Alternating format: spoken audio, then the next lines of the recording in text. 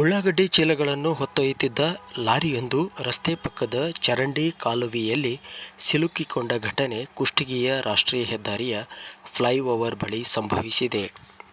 ಲಾರಿಯನ್ನು ಚರಂಡಿಗೆ ಅಳವಡಿಸಿದ್ದ slab ಮೇಲೆ ನಿಲ್ಲಿಸಿದ್ದರಿಂದ lorry ಭಾರಕ್ಕೆ slab ಕುಸಿದು ಲಾರಿಯ ಹಿಂಭಾಗ ಸಿಲುಕಿಕೊಂಡಿದೆ. ವಿಜಯಪುರ ಜಿಲ್ಲೆಯ ಮುದ್ದೇಬಿಹಾಳ್ ತಾಲೂಕಿನ ತಾಳಿಕೋಟೆಯಿಂದ ಬೆಂಗಳೂರು ಗ್ರಾಮಾಂತರ ಜಿಲ್ಲೆಯ ನೆಲಮಂಗಲಕ್ಕೆ ಹೋಗಬೇಕಿತ್ತು. ಫ್ಲೈಓವರ್ ಕೆಳಗೆ ಮೆಕ್ಯಾನಿಕ್ ಇರುವುದರಿಂದ ರಿಪೇರಿಗಾಗಿ ಲಾರಿ ನಿಲ್ಲಿಸಿದಾಗ ಸ್ಲ್ಯಾಬ್ ಕುಸಿಯಿತೆಂದು ಲಾರಿ ಚಾಲಕ ತಿಳಿಸಿದ.